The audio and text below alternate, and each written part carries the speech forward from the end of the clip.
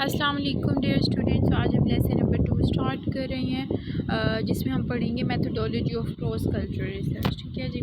First में हमने introduction to cross culture psychology का बताया था, तो इस चैप्टर में थोड़ी सी उसको हाईलाइट किया गया। ठीक है, यानी ये क्रॉस कल्चर साइकोलॉजी का इंट्रोडक्शन जो था वो ब्रीफली थोड़ा सा एक्सप्लेन किया गया है कि क्रिटिकल स्टडी है, कंपैरेटिव स्टडी है और इसके क्या इफ़ेक्ट्स होते हैं ह्यूमन साइकोलॉजी के ऊपर। ठीक है, कल्चरल इफ़ेक्ट्स क्या होते हैं। ठीक है, क्योंकि हमने पढ़ना ही कल्चर को है इसमें। अब अहम जो इसमें बात है वो क्या है, मेथोडोलॉजी है इसकी। ठीक है, इस चैप्टर में methodology of cross culture research. Cross culture research की जो मेथोडोलॉजी है वो दो तरीक़ों से दो अहम तरीके इसमें अपनाए जाते हैं। कौन कौन सी? क्वांटिटेटिव रिसर्च, दूसरा है जी क्वालिटेटिव रिसर्च। अब जो क्वांटिटेटिव रिसर्च होता है ना, इसमें क्या आ जाता है, इसमें आपके मेजरमेंट आ जाती है certain aspects of human activity. ठीक है, यानी हम इसमें थोड़ा सा क्वांटिटी वाइज देखते हैं। ठीक है, यानी हमने इतनी पॉपुलेशन ली तो फिर इनका कितने परसेंट जो है कंपैरेटिव निकला, यानी इनको हम कितने परसेंट कंपैरिजन कर सकते हैं, कितने परसेंटेज इनकी सिमिलैरिटी की निकली, यानी इसमें परसेंटेजेस नंबर्स वगैरह की गेम आ जाती है इस सारी क्वांटिटेटिव रिसर्च के अंदर। अब क्वालिटेटिव अगर हम लेते हैं तो उसमें क्या आता है, उसमें क्वालिटेटिव होता है। क्वांटिटेटिव की रिसर्च के अंदर जो है इसमें कुछ जो है स्केल्स यूज़ किए जाते हैं। 4 टाइप्स हैं मेजरमेंट स्केल्स की। ठीक है, ये अहम है और अक्सर लॉन्ग में और शॉर्ट में और एमसीक्यूज़ में आती होती हैं। कौन कौन सी? नॉमिनल, ऑर्डिनल, इंटरवल और रेशो स्केल। नॉमिनल स्केल में क्या होता है जी, ये स्केल होता है, इसमें कोई जो है यानी इसकी कैटेगरीज़ बनी होती हैं। ठीक है, नॉमिनल स्केल्स में क्या होता है, लिस्ट ऑफ कैटेगरीज़ बनी होती हैं। ठीक है, जैसे कि मिसाल के तौर पर उन्हें एक मिसाल दी है कि एक मेल ऑर्डर है। ठीक है, यानी मेल ऑर्डर, ईमेल ऑर्डर, उसको हम क्लासिफाई कर देते हैं कि ये जो है आपको मेल किस तरीके से यानी रिसीव हुई। नो रिस्पॉन्स, कोई रिस्पॉन्स नहीं दिया गया आपको, या फिर आपने जो परचेज़ करना था वो किया और पे भी किया। ठीक है, उसके अलावा परचेज़ तो किया लेकिन रिटर्न भी की प्रोडक्ट को किसी खामी की वजह से, या फिर परचेज़ किए ना परचेज़ किया और ना ही कोई रिटर्न, ना पेमेंट हुई ना रिटर्न हुआ। ठीक है, यानी ये किसी भी चीज़ की जो मेल की गई यानी घर में भेजी गई है आपको, ठीक है, उसके हवाले से रिस्पॉन्स था, एक स्केल बनाया गया। ठीक है, ये नॉमिनल स्केल हो गया, यानी इसमें लिस्ट ऑफ कैटेगरीज़ बनी होती हैं। देखिए जैसे 3 से 4 कैटेगरीज़ बनी हुई हैं, नो रिस्पॉन्स या नाइदर पे, नो रिटर्न, या return the product, purchase and पे। इस तरह 3-4 कैटेगरीज़ जब बनी हो तो उसको हम कहेंगे ये नॉमिनल स्केल है। ऑर्डिनल स्केल क्या होता है जी, ऑर्डिनल में नंबर्स की गेम आ जाती है, 0 to 10। ठीक है, ये नंबर को इंडिकेट करता है ऑर्डिनल स्केल जो होता है। ठीक है, इसमें हर कैटेगरी को जो है या ऑब्जेक्ट्स को जो है वैल्यूज़ असाइन की जाती हैं। जैसे 0 जो है नो इम्प्रूवमेंट। ठीक है, मिसाल के तौर पर एक डॉक्टर के पास पेशेंट गया, ठीक है, उसे अगर 0 दिया गया है नंबर, इसका मतलब है इसमें कोई इम्प्रूवमेंट नहीं आई। 10 दिया गया है तो कंडीशन वो मुकम्मल गायब हो चुकी है, डिसअपेयर हो चुकी है। ठीक है, यानी वो कंडीशन जो थी जिसकी वजह से वो डॉक्टर के पास आया था वो अब बिल्कुल ठीक हो चुकी है, इस वजह से उसको 10 नंबर असाइन किया गया। ये था ऑर्डिनल स्केल। इंटरवल स्केल में क्या होता है, इंटरवल स्केल में जो है आपका डिस्टेंस आ जाता है। ठीक है, यानी अगर जो है 0 आप कह रहे हो कि 0 जो है वो नो इम्प्रूवमेंट है, तो अगर 0 से जितने पॉइंट का डिस्टेंस होगा इसका मतलब है कि जो है नो इम्प्रूवमेंट है। मिसाल के तौर पे अगर 2 पे है या फिर 3 पे नियर टू 0 है, ठीक है, यानी डिस्टेंस इनका कम है तो इसका मतलब इम्प्रूवमेंट के चांसेस ज़्यादा नहीं है। लेकिन अगर 10 के नियर होगा तो हम क्या कहेंगे, वो डिसअपेरेंस ऑफ द कंडीशन है। यानी इसमें इंटरवल्स बनाए जाते हैं, कैसे जो है जो कि सर्टेन डिस्टेंस को शो करते हैं। जैसे फ़ारेनहाइट हो गया, सेल्सियस के टेम्परेचर होते हैं। ठीक है, यानी 37 डिग्री से आप देखिए कितना दूर है तो आपका नॉर्मल टेम्परेचर है, या अगर कितना करीब है तो वो कौन सा टेम्परेचर होता है, नॉर्मल होता है, हाई होता है या कम होता है। ठीक है, तो ये इंटरवल स्केल हो गया। दूसरा चौथे नंबर पे आता है लास्ट में रेशो स्केल। इसमें क्या आ जाती है, इसमें रेशो आ जाती है, भाई कितनी रेशो इसको देनी है। जैसे हम कहते हैं कि इतनी रेशो से इसके अंदर इम्प्रूवमेंट आ रही है पेशेंट के अंदर या जो भी क्लाइंट आया है उसके अंदर। ठीक है, ये हो गया रेशो स्केल आपका। अब सैम्पलिंग, अब क्वांटिटेटिव के अंदर दूसरा मेथड जो है वो है सैम्पलिंग। ठीक है, सैम्पलिंग में क्या करते हैं हम जी, टाइप्स ऑफ सैम्पल्स लेते हैं। अब सैम्पल की जो है क्या टाइप्स हैं, प्रोबेबिलिटी सैम्पलिंग है, रैंडम सैम्पल है, स्ट्रेटिफाइड सैम्पल है, नॉन प्रोबेबिलिटी सैम्पल, ये दूसरी इसकी है। प्रोबेबिलिटी और नॉन प्रोबेबिलिटी, ये दो अहम टाइप्स हैं। फिर प्रोबेबिलिटी और नॉन प्रोबेबिलिटी के आगे फर्दर मज़ीद टाइप्स हैं, ठीक है। प्रोबेबिलिटी सैम्पलिंग क्या होती है, इसमें जो है पॉपुलेशन को इस तरीके से सिलेक्ट किया जाता है कि वो तमाम जो है तमाम दूसरी पॉपुलेशन यानी टोटल की अक्कासी करती हो, रिप्रेजेंटेटिव हो, ठीक है। जैसे एक मॉनिटर एक क्लास से ले लिया जाता है, ठीक है, वो क्या करते हैं, वो पूरी क्लास को रिप्रेजेंट किया करता है, ठीक है। तो इस तरह प्रोबेबिलिटी सैम्पलिंग भी की जाती है जो पूरी पॉपुलेशन को रिप्रेजेंट करती है। यानी असेंबली में कहते हैं हम जी ये क्लास 4 का रिप्रेजेंटेटिव है, मॉनिटर है, ये क्लास 3 का रिप्रेजेंटेटिव है। तो इसी तरह जब हमने रिसर्च करनी होती है तो हम पूरी पॉपुलेशन का रिप्रेजेंटेटिव ले लेते हैं, ये प्रोबेबिलिटी सैम्पलिंग होती है। आगे फर्दर इसके टाइप्स बनी हुई है, random sample, stratified sample. Random sample में क्या होता है, इसमें रैंडम से नंबर कोई ले लिया जाता है, इसमें कोई यानी कि जैसे आप कहो कि एक सैंपल, एक पॉपुलेशन ले ली, स्टूडेंट्स की पॉपुलेशन ले ली, जैसे उनके ऊपर अगर हमने रिसर्च करनी है तो उसमें से कोई भी रैंडम आप नंबर ले सकते हो, कोई भी चाहो, तो इसे हम कहते हैं रैंडम सैंपल। जैसे हम टेलीफोन सर्वेस करते हैं तो टेलीफोन में कोई भी नंबर डायल कर दिया जाता है, लेकिन ज़रूरी नहीं है कि आप कोई भी नंबर यानी किसी को भी डायल कर दो।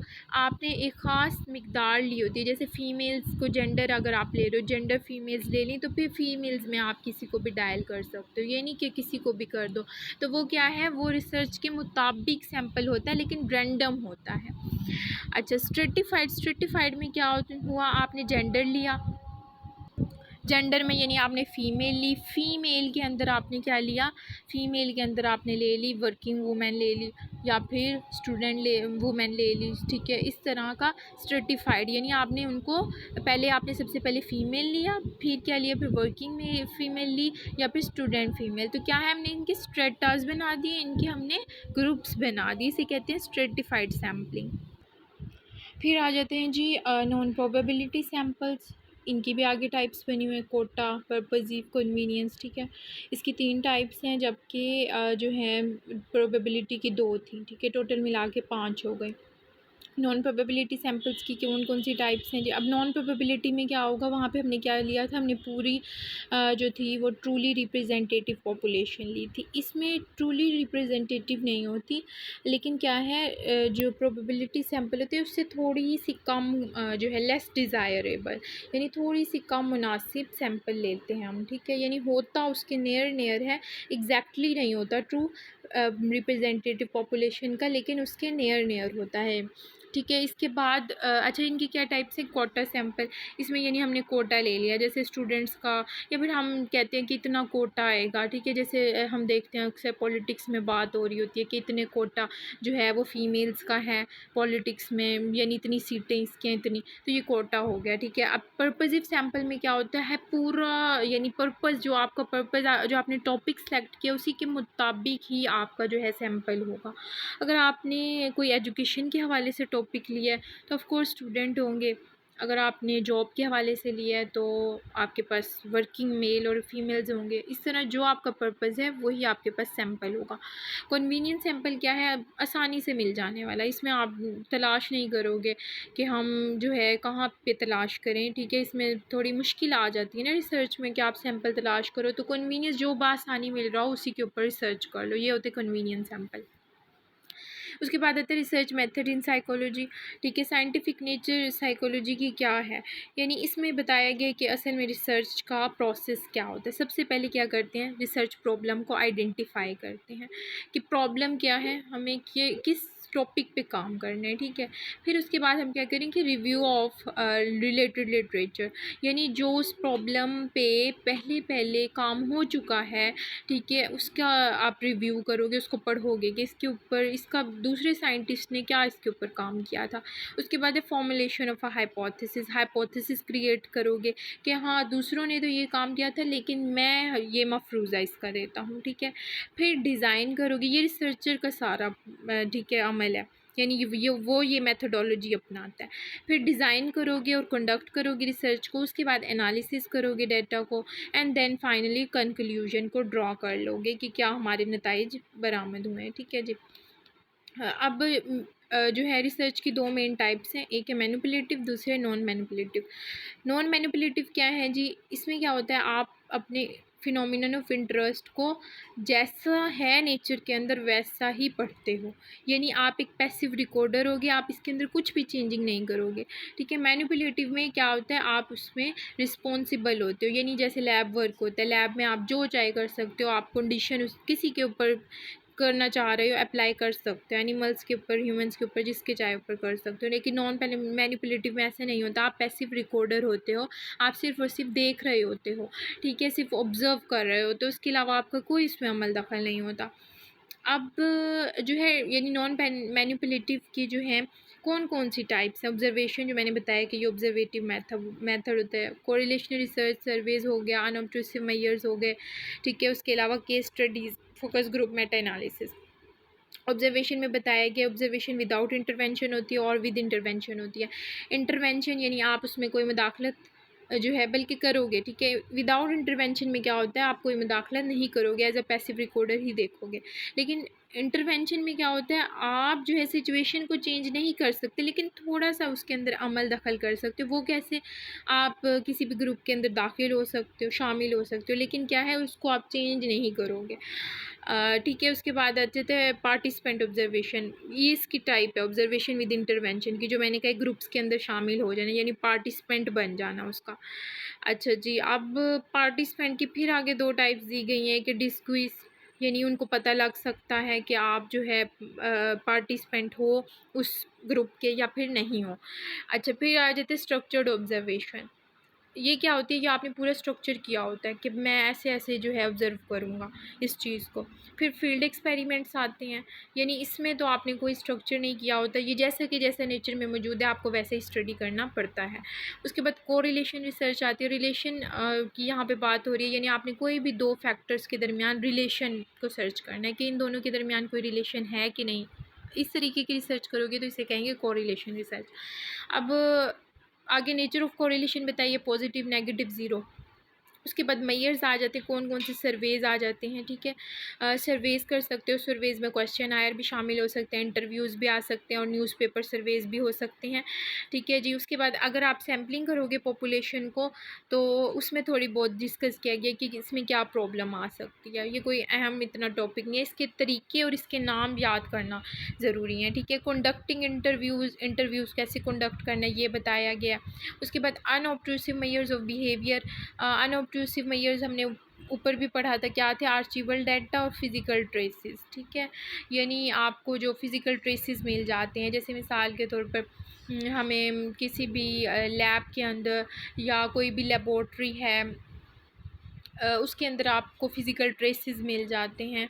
ठीक है। यानी जैसे फ़ोरेंसिक में होता है अक्सर कि आप लेकर आते हो जो आपको चीज़ें मिलती हैं, फिर उनके ऊपर छानबीन करते हो, वो क्या होते हैं, वो फ़िज़िकल ट्रेसेस ऑब्जेक्ट्स होते हैं। ठीक है। आम आर्चिवल डाटा में आपको लिटरेचर जैसे कोई न्यूज़पेपर, मैगज़ीन का पीस मिल गया जहाँ से आपको कोई इन्फॉर्मेटिव चीज़ मिल सकती है।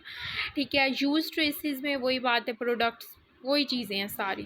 उसके बाद कंटेंट एनालिसिस में क्या आता है कि आप ह्यूमन बिहेवियर को कंटेंट के थ्रू एनालिसिस करते हो। फोकस ग्रुप्स में ग्रुप्स बने होते हैं, उनके अंदर आप ऑब्जर्व करते हो। ठीक है। मेटा एनालिसिस एक स्टेटिस्टिकल बेस्ड मेथड है। ठीक है। यानी इसके अंदर सारा स्टैट्स का काम होता है, कंप्यूटर शामिल होता है इसके अंदर, तमाम कंप्यूटर का काम होता है। एक्सपेरिमेंटल रिसर्च आ जाती है जी। एक्सपेरिमेंटल रिसर्च में क्या है, इसमें आपका लैब वर्क होता है, यानी रिसर्चर अब क्या करेगा, उसके पास कंट्रोल है कंडीशन के ऊपर कि वो कौन कौन सी कंडीशन अप्लाई करना चाहेगा अपने सैंपल के ऊपर। ठीक है। अब एक्सपेरिमेंट क्यों कंडक्ट किए जाते हैं जी, ज़ाहिर बात है हाइपोथेसिस जो आपने बताई है उसको टेस्ट करने के लिए।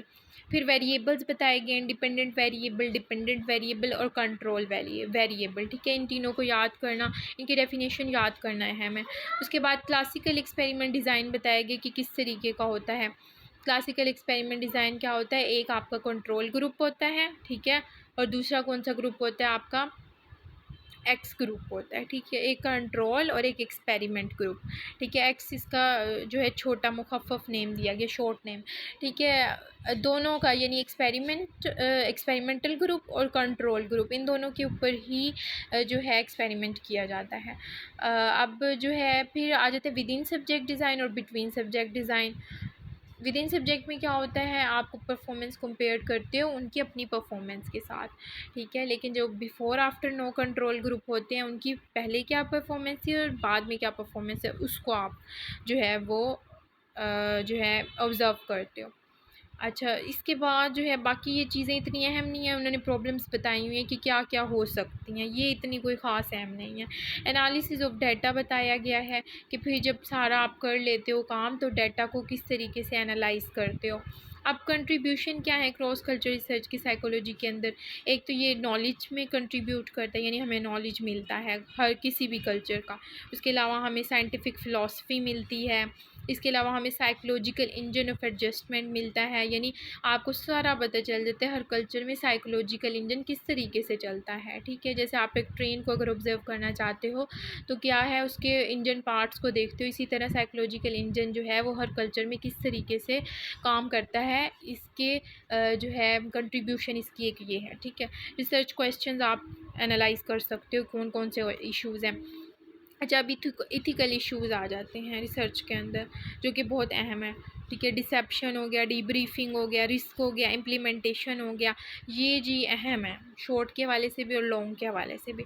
डिसेप्शन में क्या होता है जी कि कोई आपने किसी भी जो आपका आपने लिया है आपका पार्टिसिपेंट, जो आप सब्जेक्ट ले रहे हो, उसको आपने डिसेप्शन धोखा नहीं देना, ठीक है। डीब्रीफिंग उसको मुकम्मल तौर पे आगाही देनी है कि मैं ये रिसर्च क्यों कर रहा हूँ और किस पर्पज़ के लिए कर रहा हूँ। रिस्क, उसमें आने वाले रिस्क भी बता देने हैं, ठीक है। यानी हमने एक हिस्ट्री में एक ऐसा एक्सपेरिमेंट पढ़ा हमारी साइकोलॉजी की बुक में ही, कि जो है उनको सब्जेक्ट्स को जो है वो क्या दिया गया, शॉक दिया गया।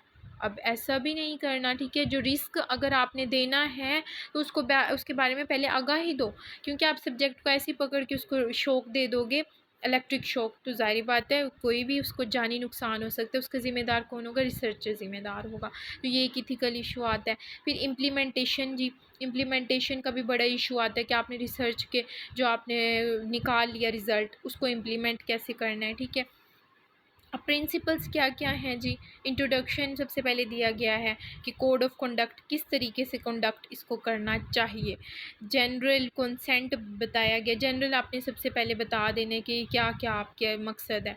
कंसेंट लेनी है उसकी आपने कि आप राज़ी हैं क्या इस अमल में दाखिल होने के लिए, वो फॉर्म फिल करवाना है आपने, कंसेंट फॉर्म। डिसेप्शन का मैंने आपको बता दिया, डीब्रीफिंग का भी बता दिया। फिर इन्वेस्टिगेशन से जब चाहे वो सब्जेक्ट बाहर निकल सकता है, ठीक है। उसको ये पूरा इख्तियार हासिल है कि जब वो कहे कि मैं मज़ीद इस रिसर्च का हिस्सा नहीं रहना चाहता, वो निकल सकता है, ठीक है। रिसर्चर उसके ऊपर कोई ज़ोर ज़बरदस्ती नहीं कर सकता। कॉन्फिडेंशियलिटी मेंटेन करनी होती है, उसका नाम, उसकी हर चीज़ मेंटेन करनी होती है कि किसी को कुछ ना पता चले, ठीक है, क्योंकि काफ़ी सारे इश्यूज़ आते हैं। प्रोटेक्शन ऑफ पार्टिसिपेंट, मुकम्मल उनको हिफाजत देनी है, ठीक है ना, उनको कोई जानी माली नुकसान कोई नहीं होना चाहिए, ठीक है। ऑब्जर्वेशनल रिसर्च हो गई, गिविंग एडवाइस, फिर कोलीग्स, ये तमाम इसके इश्यूज़ हैं कुछ, ठीक है जी। अब रिसर्चेस जो बेस्ड होती हैं क्रॉस कल्चरल साइकोलॉजी में, जेंडर की, ठीक है, आप जेंडर भी पढ़ सकते हो, मेल फीमेल के डिफरेंसेस भी पढ़ सकते हो, पर्सनैलिटी के डिफरेंसेस पढ़ सकते हो, ठीक है। हर कल्चर में किस तरीके की पर्सनैलिटीज़ पाई जाती हैं। ये था जी आज का लेक्चर, मैंने बहुत शॉर्टली एक्सप्लेन किया है, अंदर वही चीज़ें हैं जो मैंने आपको बताई हैं, लेकिन मेन जो है आपके पॉइंट्स यही थे कि इसमें ज़्यादातर जो है ना, ये लास्ट वाले पॉइंट्स आप पढ़ लीजिएगा, लेकिन ज़्यादातर इसका जो है रिसर्च की मेथडोलॉजी ही आती होती है, और इथिकल इश्यूज़ इसके अहम दो टॉपिक हैं। ये दो टॉपिक ज़्यादातर पेपर में आते हैं, इथिकल इश्यूज़ और दूसरा मेथडोलॉजी जो मैंने आपको सारी पढ़ाई है, participant, non participant, structure of सारी। I hope you guys will understand. Best of luck.